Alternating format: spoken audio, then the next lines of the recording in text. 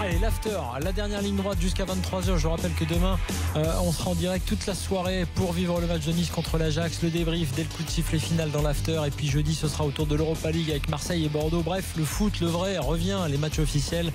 Et on s'en réjouit. Et tout de suite, on va parler foot encore avec Manchester City et la vie tranchée. Tiens, Dalpha, attends, juste avant de lancer le jingle, une info, puisque vous savez que les Parisiens sont aux États-Unis en conférence de presse et qu'ils ont déjà dit par communiqué qu'aucun Parisien ne répondrait à aucune question sur Neymar. Voilà, comme quoi la communication est verrouillée. Allez, c'est la vie tranchée d'Alpha. J'avance pas ces propos débilement sur antenne la plus écoutée de France. Je peux te donner des preuves si tu veux hors antenne. Je parle sous votre couverture. Alors sous ma couverture, Alpha, je te dis, enfin d'abord quand je suis sous ma couverture, c'est qu'il fait froid. Et deuxièmement, je te dis que le Manchester City de Guardiola, enfin oui, le City de Guardiola cette année en tout cas est en marche. La révolution Guardiola est en marche. En tout cas, moi j'ai envie d'y croire. Je la sens venir cette révolution parce que j'ai l'impression que Pep vient dans un championnat. Enfin, c'est pas une impression, c'est une évidence qu'il connaissait pas. Pensant que le beau jeu et son dogmatisme pouvait aller au bout avec tout ce qu'il a l'habitude de faire avec les équipes qu'il a eues. Il s'est heurté à la vérité. Défaite sur la pelouse d'Everton, défaite face à Leicester, une défaite après laquelle justement il disait j'ai encaissé des buts que j'avais jamais encaissé dans ma carrière. J'ai vu qu'il y a une culture du tacle, une culture du défi physique. Je pense d'ailleurs attirer les foudres de la presse anglaise. Exactement, de la presse anglaise et des consultants, des anciens joueurs de Manchester. Et je pense qu'il a compris au final. Je pense qu'il a compris parce que si tu vois le recrutement effectué par Guardiola la saison dernière, c'est quand même intelligent, c'est quand même malin, c'est des jeunes joueurs. Leroy Sané, il faut pas oublier, qui a fait une bonne saison. Gabriel Jesus qui s'est blessé, qui était quand même très fort lorsqu'il était là.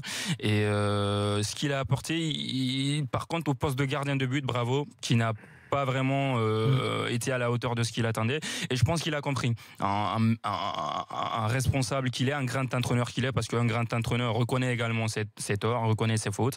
Je pense qu'il a compris, et ce mercato là est fait justement pour ça. Lui qui était un petit peu calme au début jusqu'à ce que Daniel Alves signe au PSG au dernier moment alors qu'il le voulait vraiment et qu'il pensait qu'il viendrait du côté de City, il s'est réveillé, il a d'abord dégraissé Clichy, Partey, Zabaleta, tous ces vieux briscards auxquels il comptait pas cette saison. Il les a laissés partir avant. Il a fait d'abord le boulot de balayer devant sa porte. Il les a laissés partir. Ensuite, il a fait venir des joueurs qui seraient très importants dans son système qu'il veut mettre en place. On sait que la saison dernière, les latéraux, ça n'existait pas du côté de City. Et dans l'axe central également, il y a eu Stones, le jeune Stones, qui a eu du mal, qui a eu du mal en tout cas, qui a montré ses fébrilités parce qu'il n'avait pas d'expérience surtout. Et que Kompany, qui était le plus vieux de cette défense-là, qui a passé beaucoup de temps à l'infirmerie, était la meilleure satisfaction dans l'axe. Donc, il est parti chercher Mendy. Il est parti chercher Walker, il est parti chercher Ederson, le gardien de Benfica, qui pour moi représente des trois recrues phares de Pep Guardiola. Et ce sur quoi on sait le jeu de ballon qui est très important. Ederson est également très bon là-dessus. Caballero, c'était pas ça. Bravo, c'était également pas ça. Et j'ai l'impression que comme tel un médecin, il a fait son diagnostic. Il a vu ce qui n'allait pas la saison dernière. Il a consulté. Il a terminé quand même 3e, une déception pour City. Et ils n'ont pas hésité à aligner l'échec également cette saison pour lui faire plaisir. Et sa défense qui était son véritable point fort la saison dernière, il a travaillé sur ça, il a eu les renforts qu'il voulait, et maintenant avec le recrue qu'il a fait l'année dernière, je pense que la révolution Pep est en marche cette saison pour City. C'est ton avis à Jonathan également ? On attend de voir, après avoir dépensé autant, puis là encore, je vois personne s'offusquer de City, fair play financier, de montant de les dépenses, vous voyez en fait. Mais bon, ils ont acheté des bons joueurs. Pas un transfert à 150 millions quoi, c'est ça. Alors, je vais pas te faire de dessin pour te montrer que de prendre, mettons, 6 joueurs à 50 millions, même si ça 5 joueurs à 40 millions, ce qui fait 200 millions, ça revient plus cher en termes de salaire et de charges. Donc voilà, j'ai pas vu les mêmes gens s'offusquer pareil pour City et c'est son mercato dépensier. Mais bon, ceci étant dit, Alpha a raison. Je pense qu'il a bien rectifié le tir. On attend de voir comment ça va se goupiller. Mais derrière, notamment où il avait beaucoup de faiblesses, c'est quand même pas mal. Ça a de la gueule sur le papier. Tiens, un petit prince du parc nous dit le City de Pep Guardiola sera champion en mai prochain. Notez-le, et ça me fait chier parce que je suis pro Manchester United. Baptiste, justement supporter de City, est là. Salut Baptiste. Salut. Alors, est-ce que toi tu es heureux comme Alpha ? Enfin, est-ce que tu penses plutôt que Guardiola a réussi ses ajustements par rapport à la saison dernière ? Je pense qu'il a réussi ses ajustements. Je pense que c'est mieux que l'année dernière. Et ouais, je pense pense que ça va leur réussir. Et tu penses que derrière, c'était vraiment là, parce que non seulement c'est des ajustements par rapport au jeu anglais, mais c'est aussi des ajustements par rapport à son propre jeu, parce qu'il avait besoin de latéraux performants. Ouais, donc ils vont devoir s'habituer à la nouveauté, mais je pense que s'ils arrivent à s'habituer, ils vont réussir à aller plus loin et peut-être dépasser leur niveau d'avant. Et tu penses par exemple que par rapport à Manchester United, là qu'on annonce, avec Mourinho, tu crois que là il y aura opposition de style comme d'habitude, on va dire. Tu vois comment l'opposition entre les deux Manchester? Je pense que ça va toujours rester une grosse rivalité. Je pense que ça va toujours pas être facile pour les battre. Mais peut-être qu'il y aura plus de faveur cette fois-ci pour Manchester City. On va voir. Ouais. Qu'est-ce qui a manqué d'après toi à City en dehors de l'adaptation de Guardiola, comme disait Alpha, au jeu anglais? Il y avait quand même des postes où il était pas pourvu. Hein. C'est vrai que c'était parfois un peu compliqué pour City. Ouais, c'était parfois un peu compliqué. Donc il y a eu certaines erreurs de sa part, mais bon, s'il se rattrape, on est content. Ouais. Tiens, un mot sur le gardien, tu en parlais. Oui. C'est vrai que l'an dernier, alors Claudio Bravo, il a montré, c'est aussi un bon gardien, mais c'est par rapport au style à la fois de Guardiola, style Pep, que c'était pas le gardien qu'il fallait pour City. Alpha, c'est ton avis? Ouais, bien sûr, parce que Guardiola demande souvent de repartir très bas. Il y a eu également Stones qui n'était pas très à l'aise à chaque fois que la possession a été pour Manchester City, et fallait repartir sur les côtés si vos axiaux avaient des problèmes de relance balle au pied, et malheureusement il n'avait pas également ces latéraux là. Alors le gardien qui vient de Benfica, un très beau jeu de ballon balle au pied, et voilà, j'espère juste que Stones qui la saison dernière a eu des sauts de concentration et se montrait pas forcément à l'aise lorsque la possession était pour son équipe, qu'il se réveillera, parce que c'est un jeune prometteur du football anglais, transféré très cher également, faut pas le rappeler. Donc voilà, et ce qui me surprenait, c'est que Kompany, qui était quand même le plus âgé de ces défenses-là, soit à chaque fois qu'il est là, le plus performant. Voilà, donc c'était ça l'inquiétude. Puisqu'on nous parle de titre pour City, Baptiste, tu crois carrément au titre pour cette saison? Je pense que c'est faisable. Je pense que c'est faisable, mais il va falloir pousser, quoi. Attention, Tottenham va être fort cette année. On a parlé évidemment de Chelsea. Ouais, c'est ça, c'est qu'il y a des gros concurrents aussi. Et Liverpool, pourquoi pas. Liverpool aussi qui se positionne. Ouais. Bon, merci en tout cas à toi, Baptiste, d'avoir été avec nous, et bonne saison avec City. De rien, merci. Salut à toi. Ciao. Baptiste. Et tiens, très rapidement le quiz. Un petit, je m'en fous pas.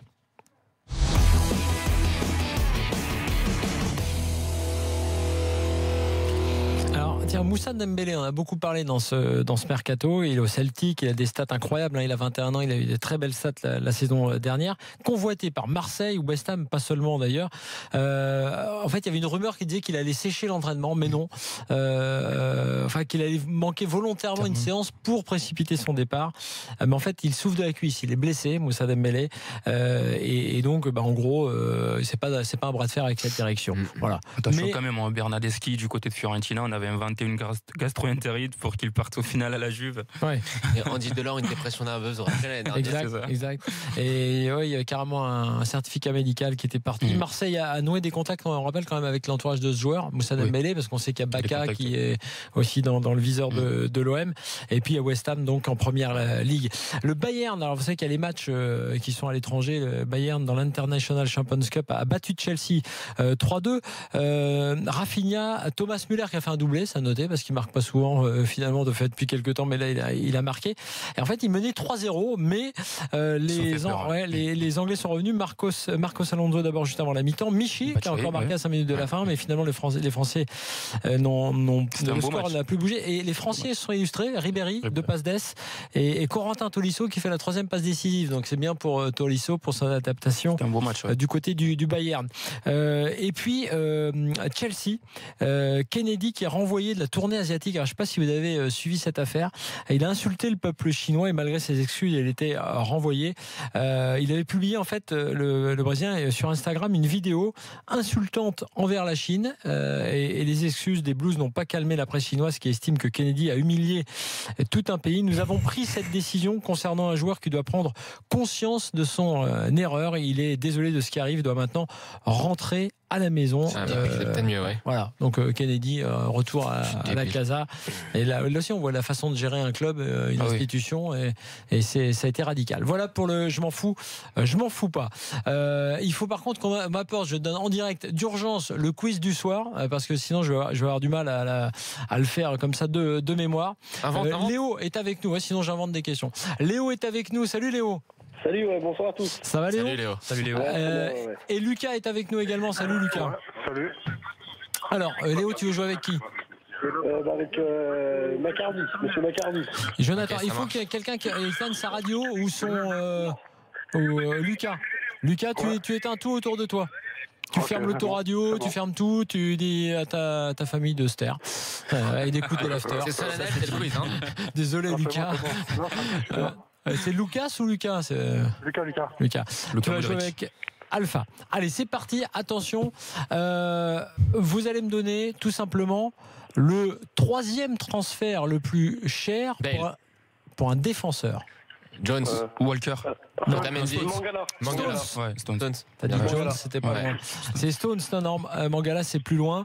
55 millions, 1-0. C'est, qui a dit? C'est Alpha, 1-0 pour Alpha. Toujours dans ce classement, le plus cher, c'est Benjamin Mendy, 57,5 millions. Quel était le montant du transfert de Kyle Walker? 57 tours, 2-0 pour Alpha. Alors attention, on reste sur cette liste des transferts les plus chers des défenseurs. Le 6e transfert le plus cher, c'était Rio Ferdinand. 44. Alors c'était 46 millions, 46, mais tout simplement, quel club a-t-il quitté?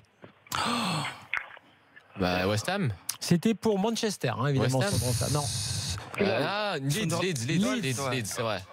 Bien joué Jonathan. 2-1 pour pour Alpha. Par contre, Léo, et comment il s'appelle le sien? Lucas. Et Lucas, faut se réveiller, les gars. Attention. Thiago Silva a été acheté du Milan AC, par le PSG au Milan AC à l'été 2012. Oui. Quel était le montant du transfert? 33. Non. 37. Non, Non. 21. Non, 28. Attends, on va donner. Tiens, Léo. Ouais, Quel est le montant du transfert de Thiago Silva au PSG? 26. Lucas, pardon. 31. 31. Toi, t'as dit 29. 29. Et toi? Je dirais 30. C'est Lucas qui gagne. Lucas, il est avec Lucas, qui? bien joué. Avec moi. 3-1. Ah non. 3-1 avec moi, Lucas. Lucas avec toi. Lucas Et avec Lucas toi. avec toi, 3-1. C'était combien? C'était 42 millions. 42 millions. Ah oui, Ah ouais, 42. quand même. Oui, 42 millions. Quand même, ouais. Ça avait été lissé avec Zlatan. Et alors, tiens, je vais vous donner une dernière petite question. Javier Martinez, pardon. Depuis son arrivée à Munich en 2012, il a été transféré pour 40 millions d'euros. Il a remporté combien de fois la Bundesliga avec le Bayern? 2 fois. 3 fois. 2 fois pour Jonathan, 3 fois pour Lucas. 4 et Léo? 5 fois. Lucas, une nouvelle fois. Bien joué. C'est le break qui est fait, c'est fini. Allez, duo. Vous n'aurez pas le temps de vous refaire. Lucas, Alpha ont 4-2. gagné et Lucas donc l'emporte ce soir. Bravo Lucas. Vas-y, Lucas. À bientôt. Il s'est réveillé tard, Lucas, mais il a bien fait. C'est le relais au fait. À bientôt dans l'after. Merci À demain. Alpha. Merci Jonathan. demain, il y a un match. C'est Alors on se retrouve demain à Nice-Ajax. C'est très simple. Intégralité sur RMC. Derrière, dès le coup de sifflet final, le débrief dans l'after. Bonne soirée, bonne nuit à tous sur RMC. Ciao.